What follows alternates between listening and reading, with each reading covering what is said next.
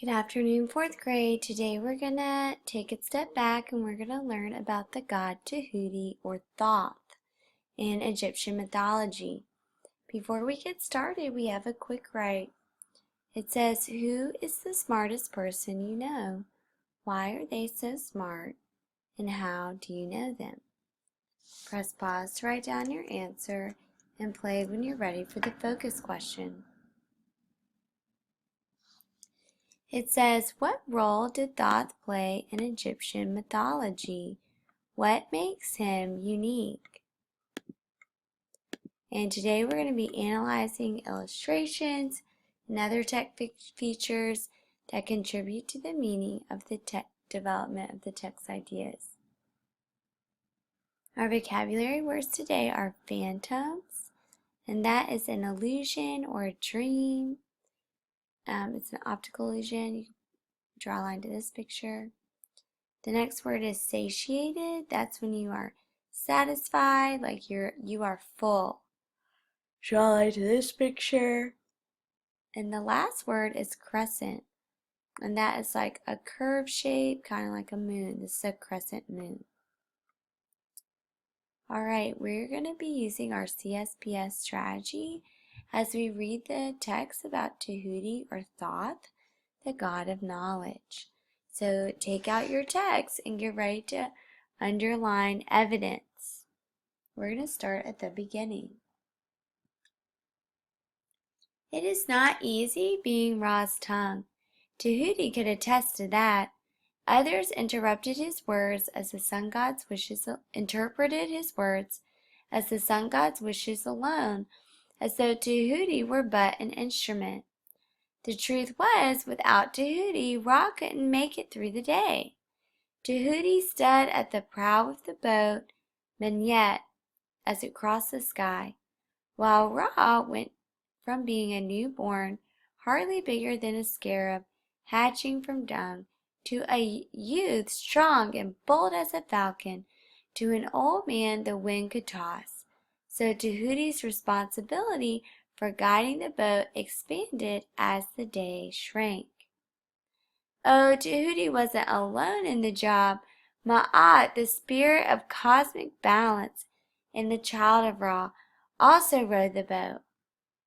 Though the goddess Ma'at was only an idea, she supported Tehuti in task. Tehuti loved Ma'at as his partner. In a sense, they were wed. Others sometimes entered the boat, gods, animals, but as passengers along for the ride. In the evening, Ma'at shared a dreadful task with Tehuti. That's when the old man traveled the 12 caverns of the underworld Duat in the boat Mesket, going now from west to east. Hungry serpentine monsters infested the waters, and the old man Ra was too feeble in body and heart to conquer them. Ma'at spied the monsters. Tehuti veered around them. So we'll stop right there because we have some information about our character and our setting.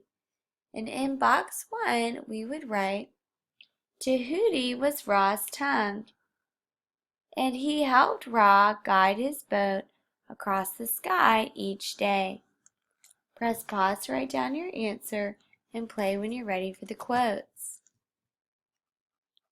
We have 2 quotes we will write down. The first one is, it's not easy being Ra's tongue. And the second one is this quote, the last sentence of the paragraph. So Tehuti's responsibility for guiding the boat expanded as the daylight shrank. Press pause to write down your quotes and play when you're ready for the setting. Alright, and we know that Tehuti has a job in the day and the night. He really never gets to rest. And in the morning, it says he stood at the prow of the boat.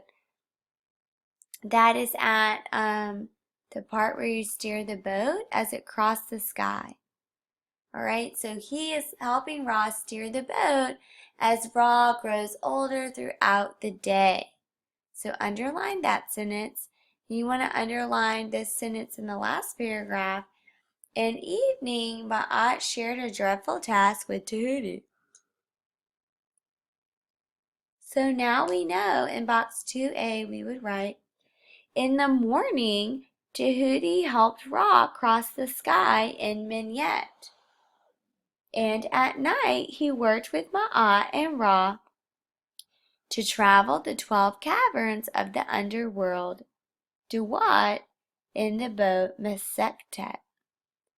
Press pause to write down your answer and play when you're ready for the quotes. The first quote we will write down is the first part of this sentence in the first paragraph. Tehuti stood at the prow of the boat Minyet as it crossed the sky. And then we would write down the second quote. In the evening, Ma'at shared a dreadful task with Tehuti. Press pause to write down your quotes and play when you're ready to keep reading. Let's keep reading on the second page. But every night when they reached the ninth cavern, Apep attacked. Apep was the worst creature imaginable, without eyes, ears, nose. Nothing scared this nearly insensate demon. His breath was a roar of terror. Nightly, Ra and Ma'at and Tehuti fought Apep until Apep sprayed poison into Ra's eyes. Then Tehuti wiped Ra's eyes clear so he could spear Apep through his iron scales into his pitiless heart.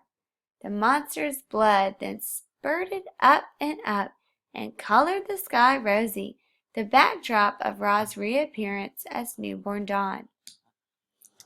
Alright, and so in Egyptian mythology, each time Ra kills Apep, the sun rises again, and that's the way the Egyptians explain that when the sun rises each morning, the sky turns colors. And they're saying that's Apep's blood.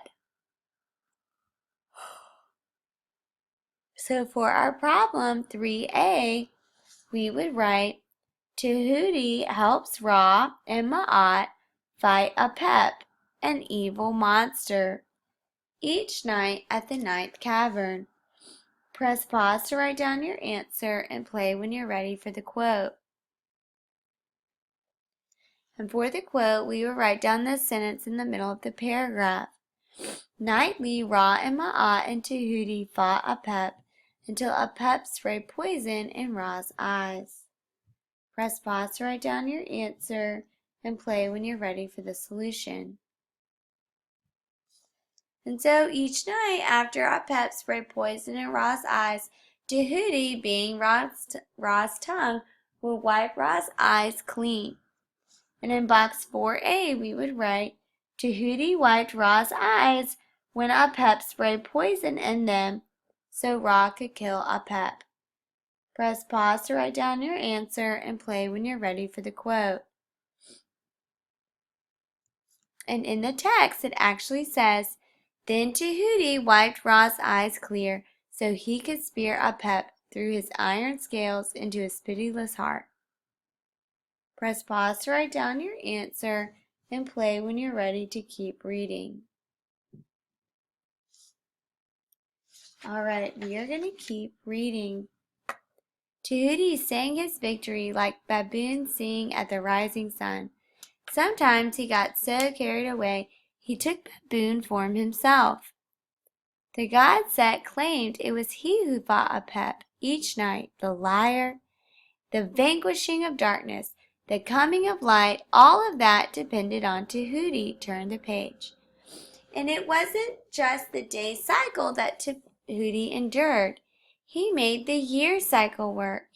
In the beginning, the year was 360 days, and the waters of none were sterile. But Tehuti played a high-stakes dice game with the moon god Khonsu. He won and got 72nd of the moon's light, 5 days. Over those days, none was fertile. The first deities were created. In gratitude to Khonsu, Tehuti carved his ibis bill. to match the crescent moon's shape. Look at a certain perspective then. Tehuti was the creator of the cosmos, not Ra.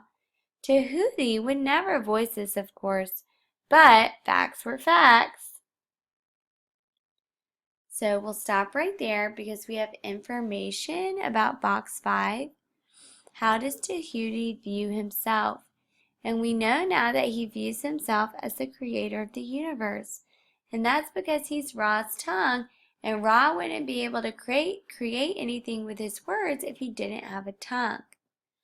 And so in box 5A, we would write, Tehuti views himself as the creator of the cosmos because he's Ra's tongue. As Ra's tongue, he's the reason that Ra can speak. Press pause to write down your answer and play when you're ready to keep reading. Let's keep reading. Tehuti served those who needed him. He was aware of what could go wrong. He heard the waiting phantoms of pandemonium calmly licking their chops. Their appetites must never be satiated. Tehuti convinced Tefnut to come back to Egypt after Ra had refused to show her fair appreciation. He spoke with reason, that's all it took. It was Tehuti, always Tehuti, who solved the problem, whatever the problem. When Set ripped Usher into 14 pieces and Aset could only find 13, Tehuti whispered to her sounds to make Usher whole and alive long enough to conceive Harusa Aset. Then he protected Aset during pregnancy, and when Harusa Aset fought with Set for 80 years, Tehuti maintained the power balance. If only gravely injured the other. Tehuti's words healed the underdog. Once Tehuti recovered all but a false fraction of the eye Set gorged out of Harusa Aset, and once he brought the fatally wounded Harusa Aset back to life. Tehuti restored order. That was the bottom line. He honored Ma'at. Tehuti was the god of wisdom. In his wisdom, he gave people words to philosophize and pray.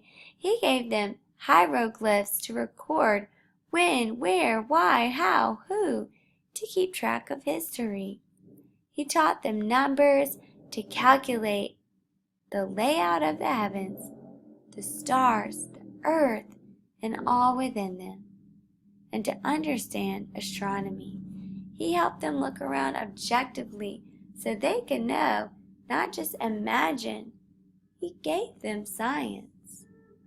One might conclude Tehuti was the most important god, for isn't wisdom the most important virtue? And if one did, Tehuti might agree, but he would never say it. He was far too wise. So if we go to 5b, it says, why does he view himself this way? Why does Tehuti view himself as the creator? And we know it's because he feels like he is the one who restores order and balance, and that is what is most valuable to the Egyptians. And so in box 5b, we would write, Tehuti views himself so highly because he always restores order and honors Ma'at. Press pause to write down your answer and play when you're ready for the paragraph. And for the paragraph, it says, why is Thoth such an important god? What makes him unique in Egyptian mythology? And we also know that Thoth and Tehuti are the same, so you could write Tehuti if you want. Make sure you use evidence about why he's so important and like all the great things he does to support your answer.